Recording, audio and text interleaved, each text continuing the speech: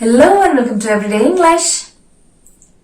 എന്തെങ്കിലും ഒരു സ്റ്റോറി അല്ലെങ്കിൽ ഒരു ഇൻസിഡന്റ് നറേറ്റ് ചെയ്യുമ്പോഴേക്കും പറഞ്ഞുകൊണ്ടിരിക്കുമ്പോഴേക്കും അയ്യോ അതിനെ എങ്ങനെ ഇംഗ്ലീഷിൽ പറയുന്നത് എന്ന് എന്റെ സ്റ്റുഡൻസ് ആലോചിക്കാറുള്ള ഒരു കാര്യത്തിനെ കുറിച്ചാണ്, ഒരു വേർഡാണ് നമ്മൾ ഇന്ന് ഡിസ്കസ് ചെയ്യാൻ പോകുന്നത്.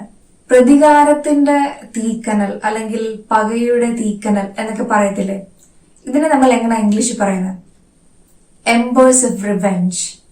ഒരു നോർമൽ എവറിഡേ ലൈഫില് കോണ്ടെക്സ്റ്റിൽ നമുക്ക് ഇതിനെ യൂസ് ചെയ്യണം, ഈ വേർഡ് യൂസ് ചെയ്യണം എന്നുണ്ടെങ്കിൽ let's say I didn't expect these embers to catch fire so soon. ഇത്ര പെട്ടെന്ന് ഈ കനല് തീ പിടിക്കുമെന്ന് ഞാൻ വിചാരിച്ചില്ല.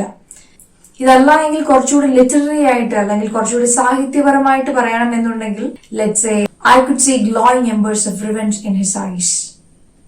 എനിക്ക് അവന്റെ കണ്ണുകളിൽ പ്രതികാരത്തിന്റെ തീക്കനലുകൾ കാണാമായിരുന്നു. ഇവിടെ നമ്മൾ ഗ്ലോയിങ് എംബേഴ്സ് ഓഫ് റിവെഞ്ച് എന്നാണ് പറഞ്ഞിരിക്കുന്നത്, അല്ലെ?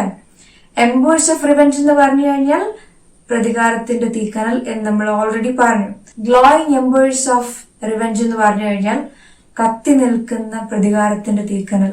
ഇതുപോലെ തന്നെ നമ്മൾ എരിഞ്ഞടങ്ങുന്ന കനലുകൾ എന്ന് പറയാറുണ്ടല്ലേ, അതിനെ നമുക്ക് dying embers of whatsoever. ഇപ്പം പ്രതീക്ഷ നഷ്ടപ്പെട്ട ഒരാളുടെ കാര്യം പറയുമ്പോഴേക്കും he was full of dying embers of hope. So that's it. See you next time. Bye bye.